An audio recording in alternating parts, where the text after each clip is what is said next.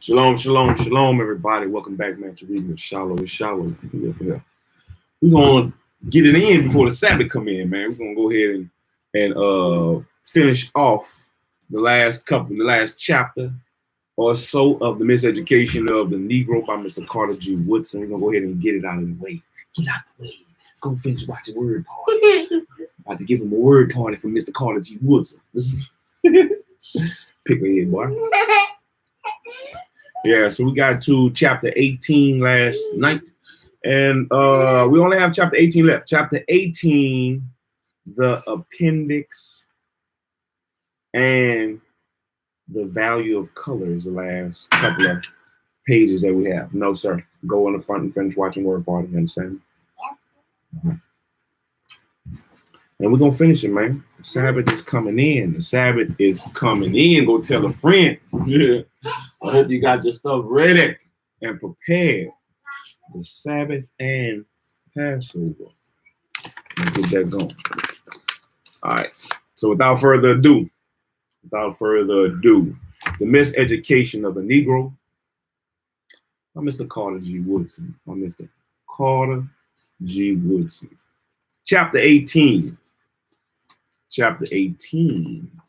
The study of the Negro. The study of the Negro. Boom. Let me get situated. Kick up your feet. So we can get it in, baby. All right. The study of the Negro, chapter 18. I hope everybody's doing well today. I hope everyone is doing well today. Welcome, welcome, welcome, everybody. All the new subscribers, all the old subscribers, all the old family, friends, everybody who seeing me get it in. You know, I sometimes I go back and watch my old videos, and I definitely feel like no, go in the front. I definitely feel like I'm definitely reading a lot better than where I was when I started, which is definitely was definitely a goal of mine, to read better, not stumble over my words as much. You know, and I catch my days when I do that real well. I'll be excited for those days, but hey, but we're gonna get it in. We're gonna get it in. Go in the front, son. All right, chapter 18. The study of the Negro. The facts drawn from an experience of more than 20 years enable us to make certain deductions with respect to the study of the Negro.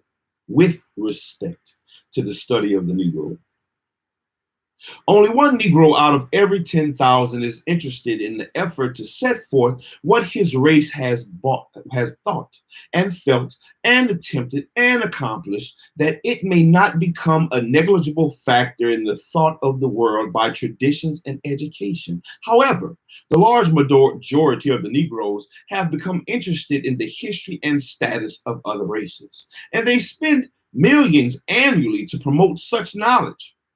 Along with this sum, of course, should be considered the large amount paid for devices in trying not to be Negroes. Ooh. The chief reason why so many give such a little attention to the background of Negroes is the belief that this study is unimportant. Oh yeah, I bet they do.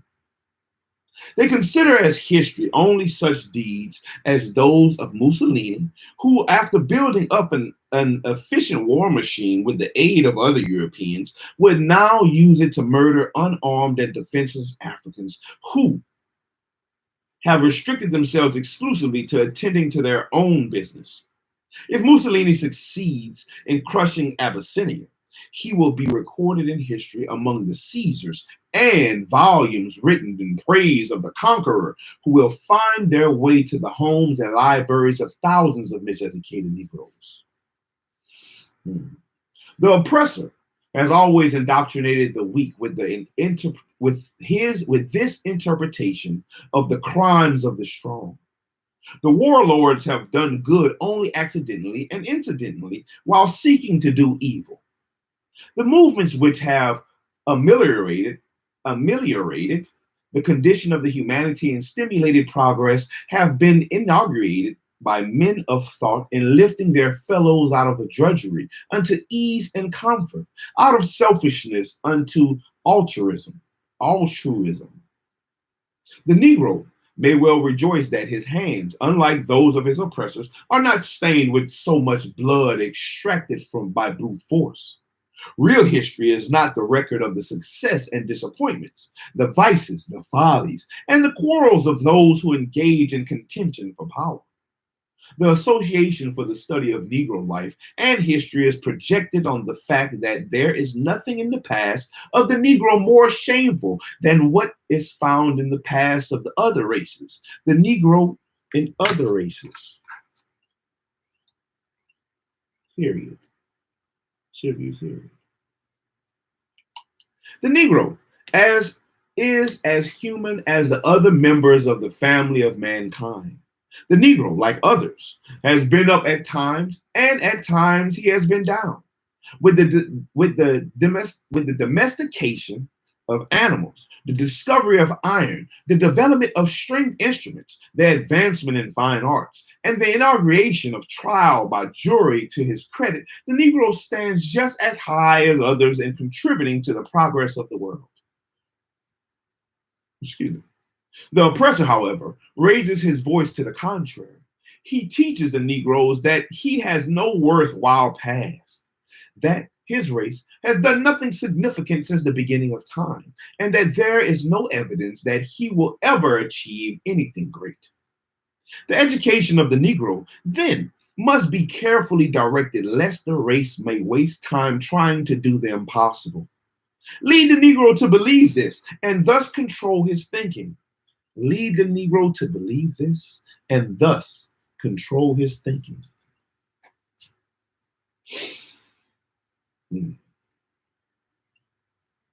If you can thereby determine what he will think, you will not need to worry about what he will do. You will not have to tell him to go to the back door. He will go without being told. And if there is no back door, he will have one cut for the special benefit. If you teach the Negro that he has accomplished as much good as any other race, he will aspire to equality and justice without regard to race. Such an effort will upset the program of the oppressor in Africa and America. Play up before the Negro, then his crimes and shortcomings. Let him learn to admire the Hebrew, the Greek, the Latin, and the Teuton. Lead the Negro to detest the man of African blood, to hate himself. The oppressor then may conquer, exploit, oppress, I guess it's maybe comma, may conquer, comma, exploit, oppress, and even annihilate the Negro by segregation without fear or trembling. With the truth hidden there, will be little expression of thought to the contrary. The American Negro has taken over an abundance of information which others have made accessible to the oppressed, but he has not yet learned to think and plan for himself as others do for themselves. My bad. Well, might this race be referred to as the most docile and tractable people on earth? This merely means that when the oppressors once start the large majority of the race in the direction of serving the purposes of their traducers, the task becomes so easy in the years following that they have little trouble with the masses thus controlled. It is most satisfactory system. It is a most satisfactory system. And it has become so popular that European nations of foresight are sending some of their brightest minds to the United States to observe the Negro in action, and in order to learn how to deal likewise with Negroes in their colonies. What the Negro in America has become satisfied with will be accepted as the measure of what should be allotted him elsewhere. Certain Europeans consider the solution of the race problem in the United States one of our great achievements. The miseducated Negro joins the opposition with the objection that the study of the Negro keeps alive questions which should be forgotten. The Negro should cease to remember that he was once held a slave, that he has been oppressed, and even that he is a Negro. The traducer, however, keeps before the public such aspects of this history as will justify the present oppression of the race.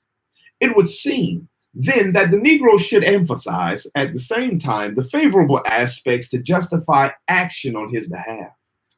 One cannot blame the Negro for not desiring to be reminded of being the sort of creature that the oppressor has represented the Negro to be. But this very attitude shows ignorance of the past and a slavish dependence upon the enemy to serve those whom he would destroy. Man.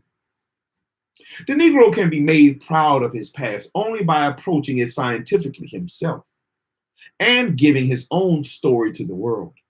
What others have written about the Negro during the last 3 centuries have been mainly for the purposes of bringing him where he is today and holding him there. The method employed by the Association for the Study of Negro Life and History, damn, I know they have that. I wonder if they still have that. The Association for the Study of Negro Life and History. I'll have to look that up. Let's put a question mark by that. Let's put a question mark by that. Question.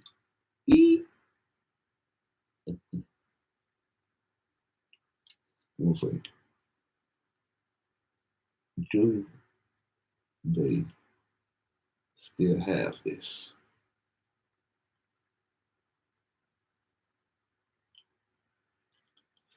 And if they do, I wonder what they have. I wonder what they have seen in their study.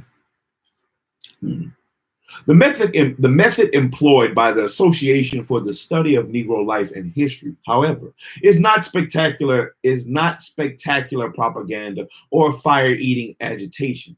Nothing can be more accomplished in such fashion. Nothing can be accomplished in such fashion. Whom the gods would destroy, they first make mad. The Negro, whether in Africa or America, must be directed towards a serious examination of the fundamentals of education, religion, literature, and philosophy as they have been expounded to him. He must be sufficiently enlightened to determine for himself whether these forces have come to his life to bless him or to bless his oppressor.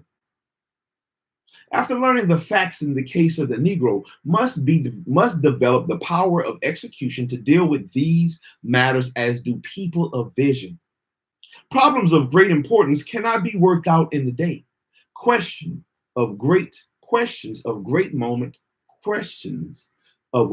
moment must be met with far-reaching plans. The Association for the Study of Negro Life and History is teaching the Negro to exercise foresight rather than hindsight. Exercise foresight rather than hindsight.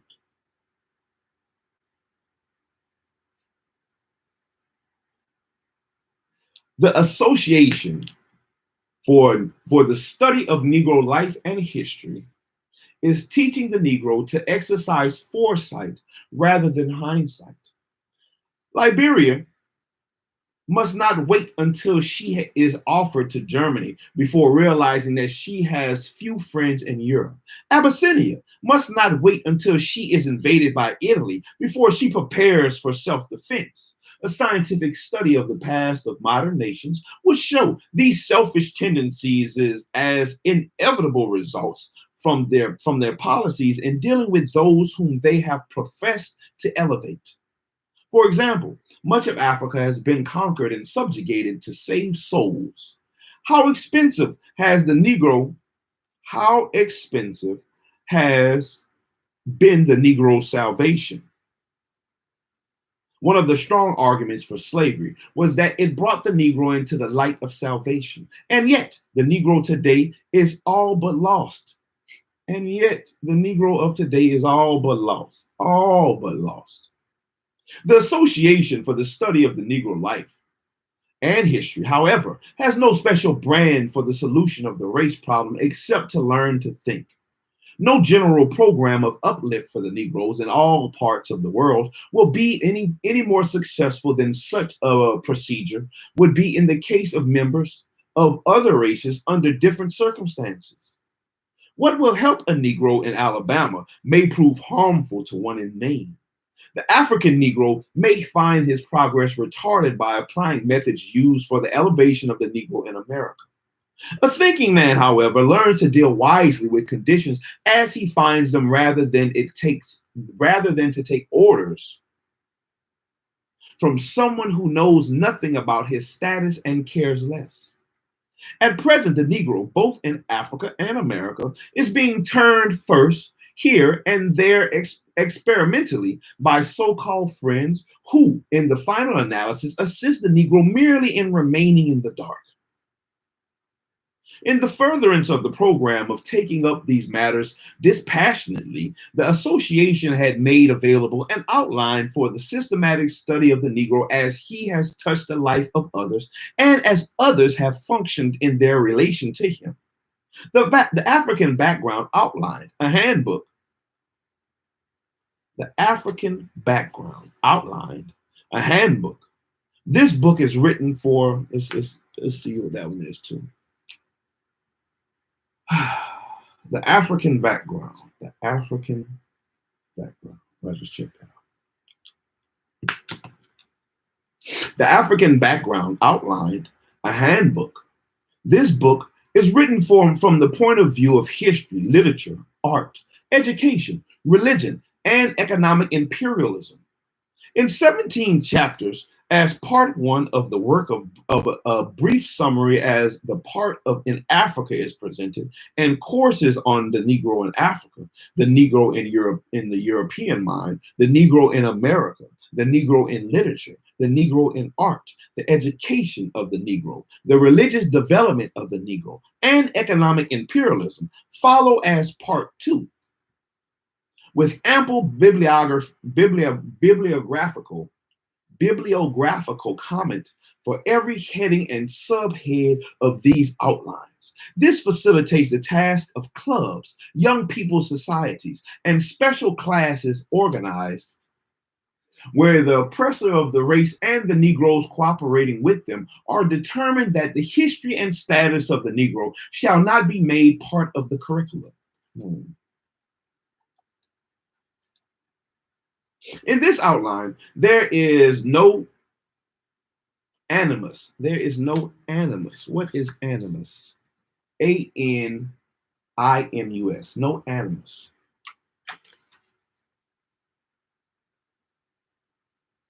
There is no animus. Animus.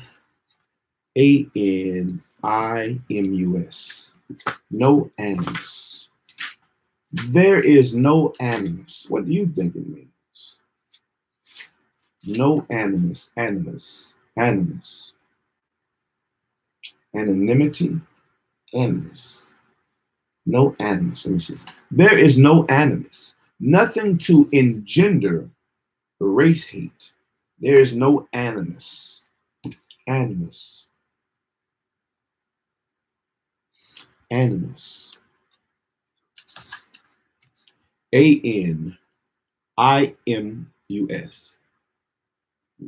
Animosity, hostility. There is no hostility.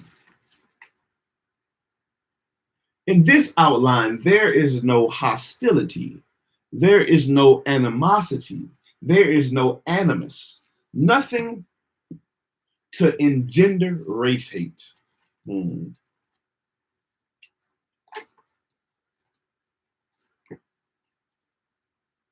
association does not bring out such publications. The aim of this organization is to set forth facts in scientific form. For facts properly set forth will tell their own story. No advantage can be gained by merely inflaming the Negro's mind against his traducers. In the manner they deserve to be congratulated, to take care of their own interests so well. The Negro needs to become angry with himself because he has not handled his own affairs wisely. I agree. I agree. He has not handled his own affairs wisely. The Negro needs to become angry. It makes me think about a Bible verse. It says that oppression maketh a wise man mad.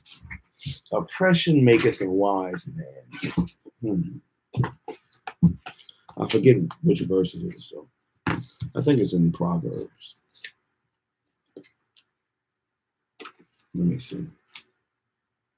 Oppression.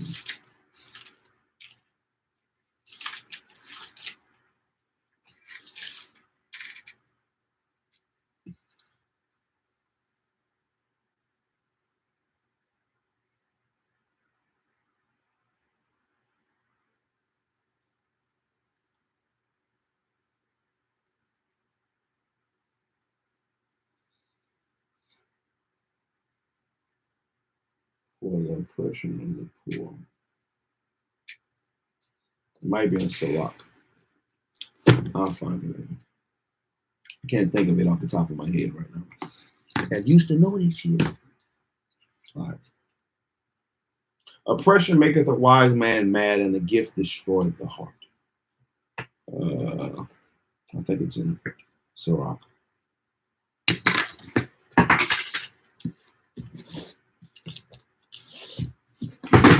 Let me see.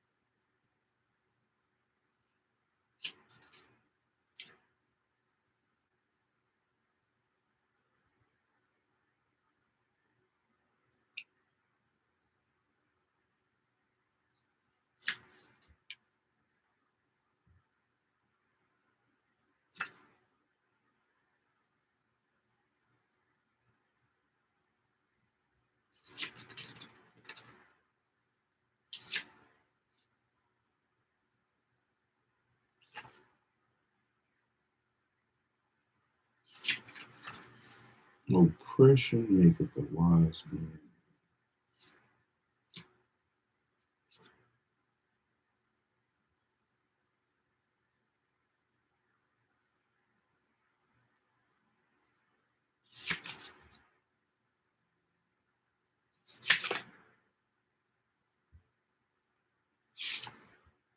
I'll look for it.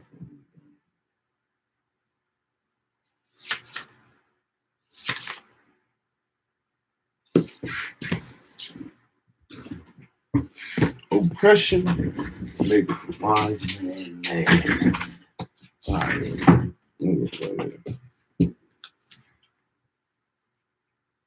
In other words, the Negro needs to become angry with himself because he has not handled his own affairs wisely. In other words, the Negro must learn from others how to take care of himself in this trying ordeal. He must not remain content with taking over what others set aside for himself, and then come in the guise of friends to subject even that limited information to further misinterpretation. That was chapter 18. That was chapter 18.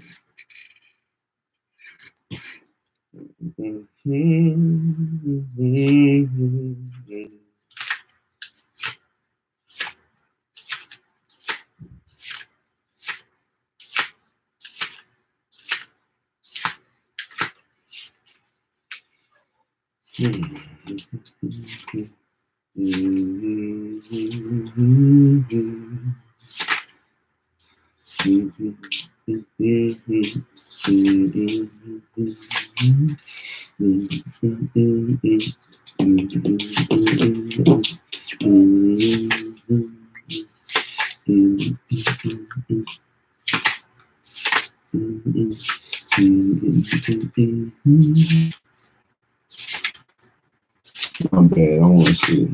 There we go. Ecclesiastes 7 and 7. Ecclesiastes 7 and 7.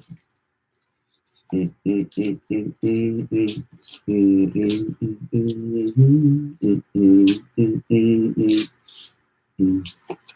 was tripping.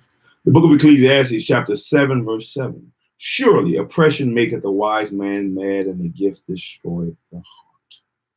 Ecclesiastes, chapter 7, verse 7.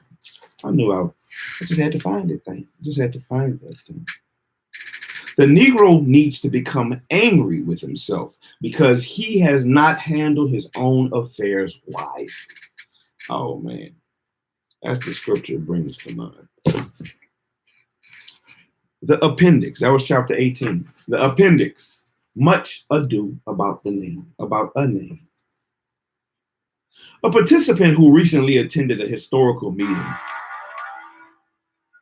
desired to take up the question as to what the race should be called. Africans, Negroes, colored people, or what? This is a matter of much concern to him because he hopes thereby to solve the race problem. If others will agree to call Negro Nordics, he thinks he will reach the desired end by taking a shortcut. To call them Negro Nordics, I don't know about that. Negro Nordics.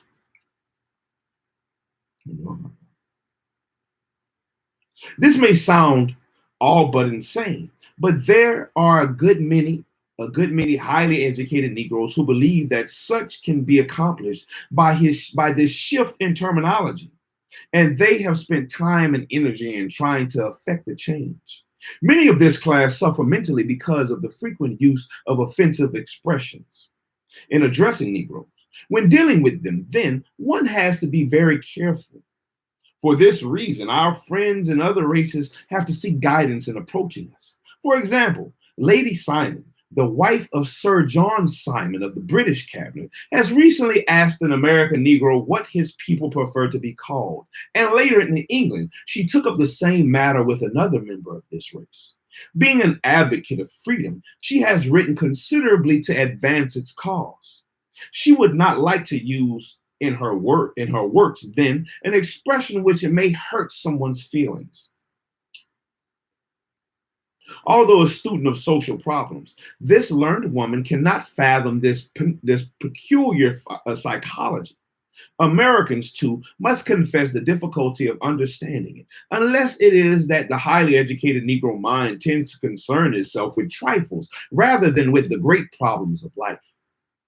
We have known Negroes to ask for a separate YMCA or YWCA, a separate church or a separate school, and then object to calling the institution colored or Negro.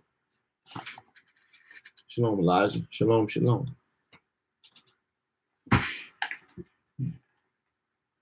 These segregations have compromised on principle, but they are unwilling to acknowledge their crime against justice. The name, they believe, will save them from this disgrace.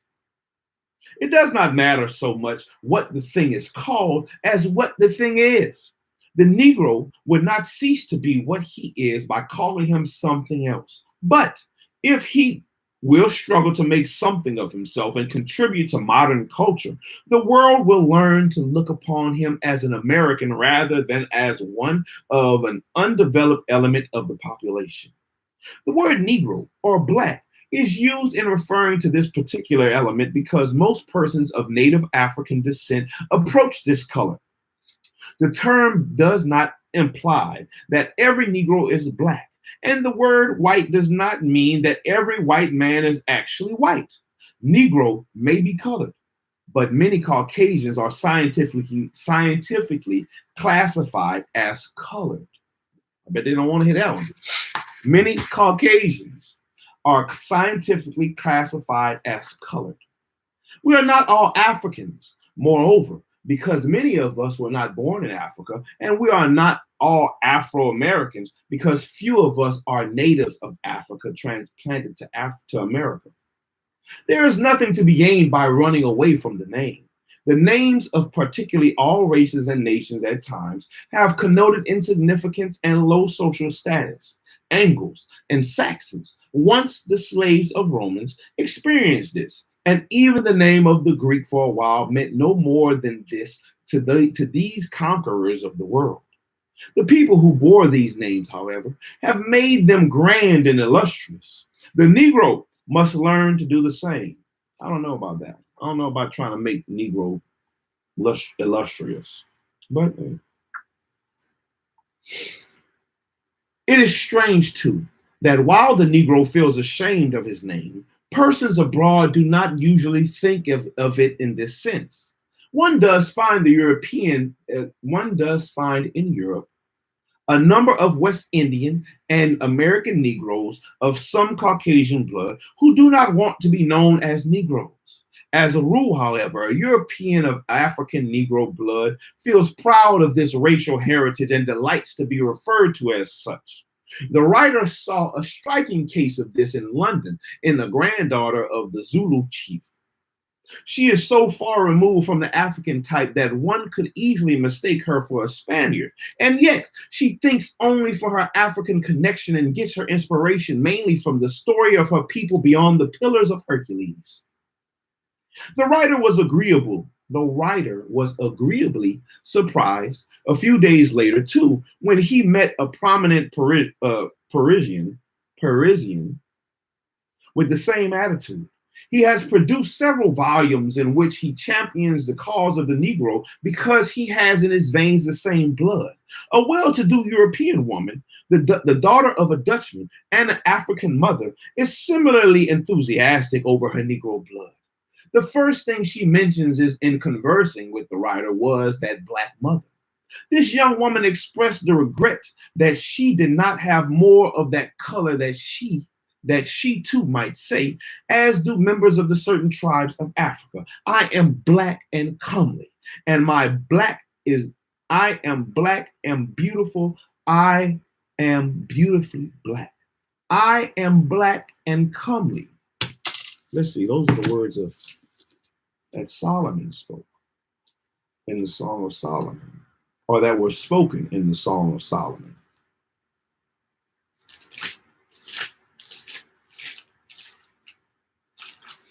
This is the Song of Solomon, chapter 1, verse 5. I am black but comely, O ye daughters of Jerusalem, as the tents of Kedar and as the curtains of Solomon.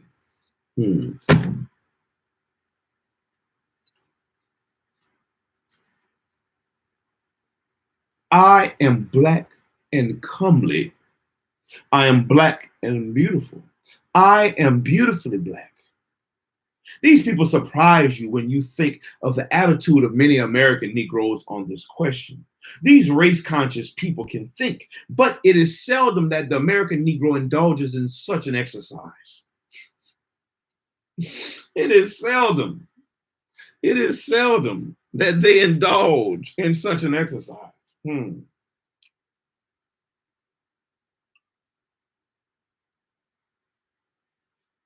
These race-conscious people can think, but it is seldom that the American Negro indulges in such an exercise. He has permitted other people to determine for him the attitude that he has toward his own people. This means the enslavement of his mind and eventually the enslavement of his body. Some Europeans rather regard the word Negro as romantic, going now along with the streets of Paris, one will see advertised such places as Elon Noir, and the Café au Negro, Negre de Toulouse. The Café au Negre de Toulouse. In one of these cases, the writer was specially attracted by the shop de Negre and took dinner there one day. In one of these cases, the writer was especially attracted by the shop de Negre and took dinner there one day. The cuisine was excellent. The music rendered by the orchestra was charming, and a jolly crowd came to enjoy themselves. However, he was the only Negro there. Walking along a street in Geneva not long ago, the writer's attention was attracted to something of the sort, which is still more significant. It was a wholesale coffee house called Ecclesiastes de l'Oncle Tom. Ecclesiastes de l'Oncle Tom. He entered and asked, "Why do you give this store such a name?" The proprietress laughed and explained that her grandfather, Frankios Prudhomme,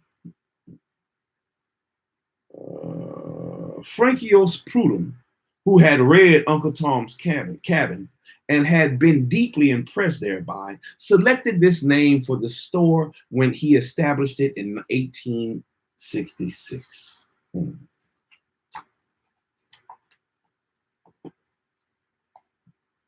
The value of color. The value of color. Not long ago, the writer saw in the street here one of the prettiest women in the world. She was a perfectly black woman, becomingly dressed in suitable gray and modest adornments which harmonized with her color. She was naturally a commanding figure without any effort to please others, for her bearing was such that she would not fail to attract attention. He could not restrain myself from gazing at her and looking around to see whether others were similarly concerned. He found the whites in the car admiring her also, even to the point of commenting among themselves.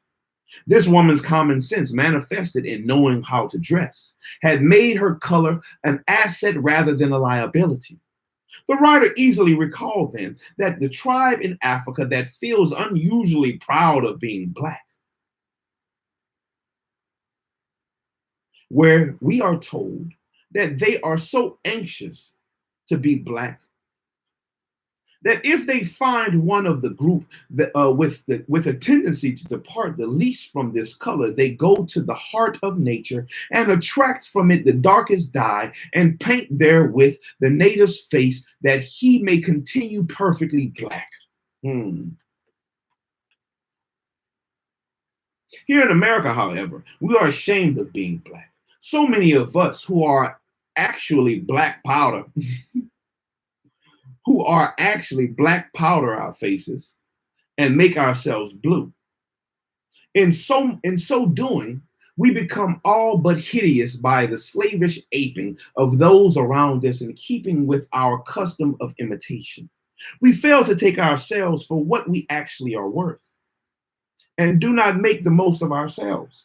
We show lack of taste in the selection of our dress. We long for what others wear, rather whether it harmonizes with our color or not.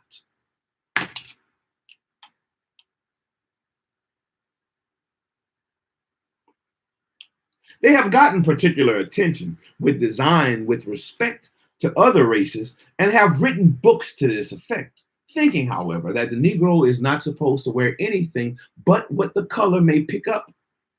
The artists have not thought seriously of him.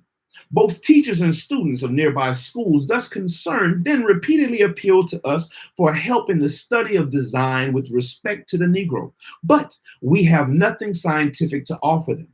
We have no staff of artists who can function in this sphere.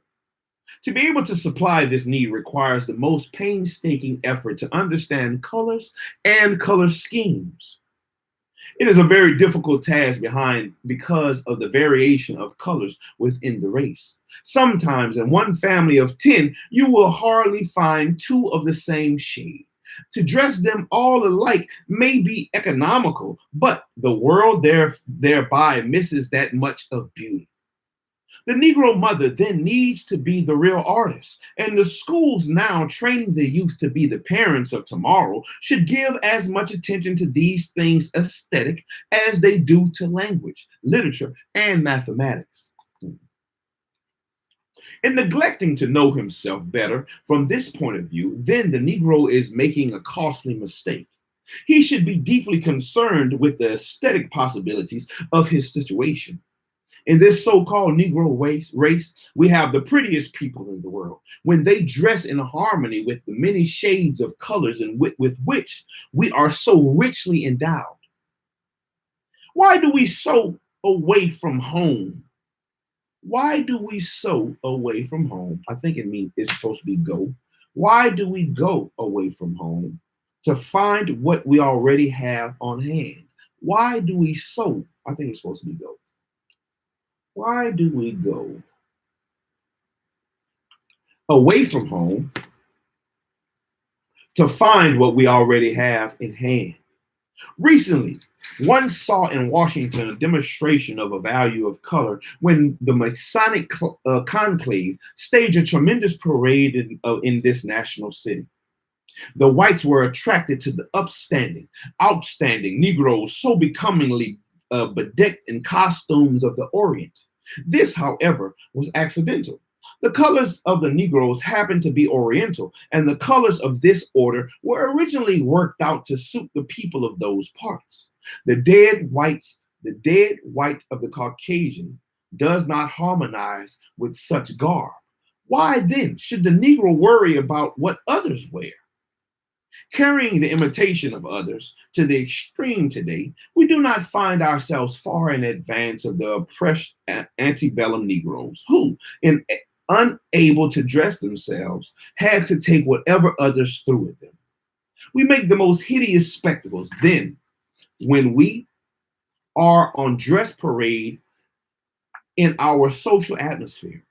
So many of us, clad in unbecoming colors, often look like decorated pet horses turned loose for an hour or so for freedom. Appreciating the value of color, the artists in European cities are trying to change their hue to that of the colored people.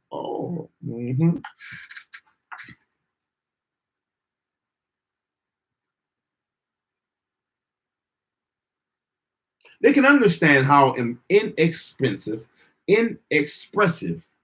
the dead white is. And they are trying to make use of what we are seeking to conceal. The models in their shops are purposely colored to display the good effect the beautiful costumes which require color. Some of these Europeans frankly tell Negroes how they envy them for their color.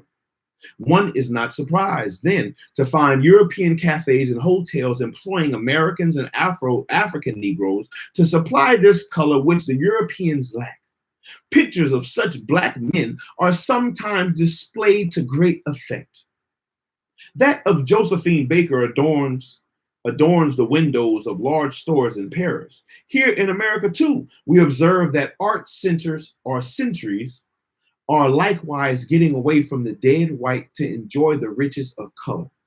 The writer felt somewhat encouraged recently when he talked with a Washington lady who runs the Pandora, a unique establishment devoted to design. Upon inquiring about her progress in the effort to teach colored people how to wear what becomes them, she reported considerable success. Sometimes customers insist on purchasing unbecoming attire, but usually she has shown them the unwisdom of so doing, and most of them now take her advice. In this way, this enterprising woman is not only conducting a pioneer business, but she is rendering a social service. She has not had any special training in this work, but on her invitation, on her intuition, on her initiative, She is building upon what she has learned by studying the Negroes in her community. Others of us may do likewise if we try to help the Negro rather than exploit him. What'd you say, man? Huh? No. Footnotes. Number 1. Annual report of the Director of the Association of the Study of Negro Life and History, Incorporated, July 1st, 1932 to June 30th of 1933 in Washington, D.C. I got it on page 4. Number 2, the annual report, a bid, July 1st, 1929 to June 30th of 1930. Lawrence D. Reddick, The Racial Attitudes in American History, Books in the South. The Journal of the Negro History, volume, what's that? 20, volume 19. Volume 19. Thomas L. Dabney, The Study of the Negro, The Journal of the Negro History. Horace Mann-Bound, The Curriculum of the Negro, The Curriculum and the Negro Child, from Journal of the Negro Education, volume 4. Go poop on the potty, man. DJ is done. DJ's pooping on. Well, go pee. W.E. Balcourt Du Bois. Does the Negro Need Separate Schools? Journal of Negro Education, volume 4. And Monroe Work, The Negro Yearbook, an annual encyclopedia of the Negro from 1931 to 1932. The Negro Yearbook Publishing Company, Tuskegee Institute, Alabama, 1931. And those are the footnotes. And that is it, man. We are done. We are finished. Finally, it took me long enough.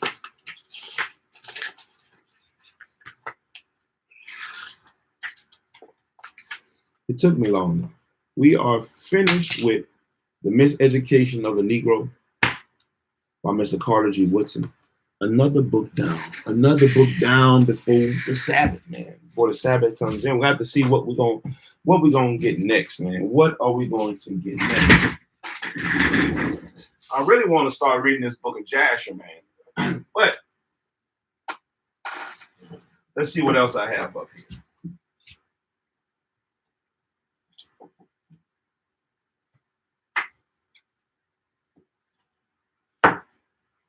Let's see what else I have up here.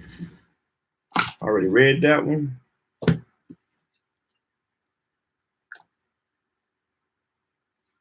We got a couple, man. We got a couple more. Let me put this one back.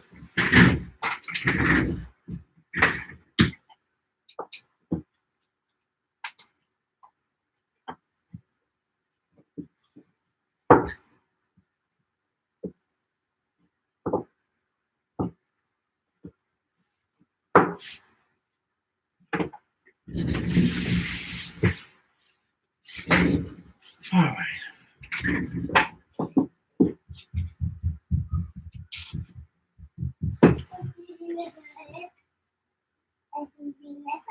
Good job, son. Good job.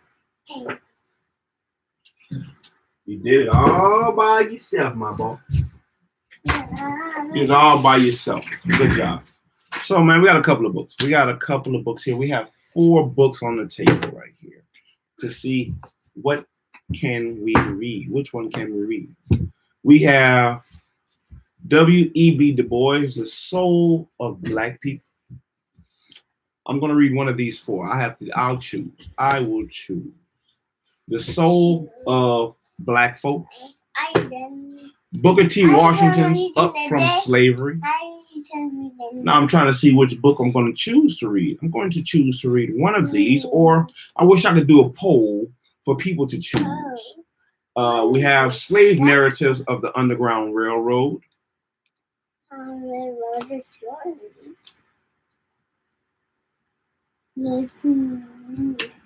And we also have the Ancient Book of Jasher. So I definitely want to read this, and I've been bullshitting on reading this. I really have. I really have. And I want to read it. I really want to read this one.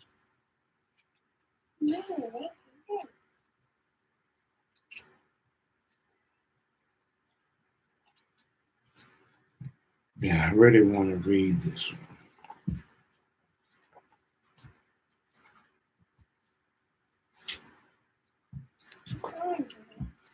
I heard this one was really good, man. I heard this one was really interesting. So I want to read this one. I want to read, but I'll choose, or I'll try to figure out how to do a poll, maybe. So if there's anybody watching these before I make a choice, put which one you might want to hear read. We have W.E.B. Du Bois, Booker T. Washington. W.E.B. Du Bois, The Soul of Black Folks. Booker T. Washington's Up from Slavery. And Slave Narratives of the Underground Railroad. And the Book of Jasher. Which one would you like to hear read next? Put it in the comments. I'll take it into consideration.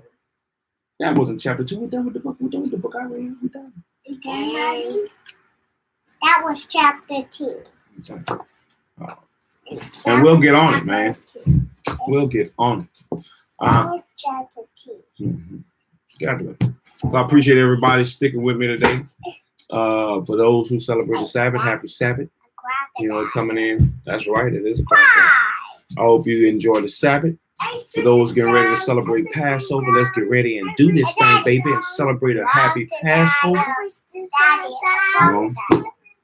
Get all 11 out your house. Do what you need to do. Get ready to prepare the lamb.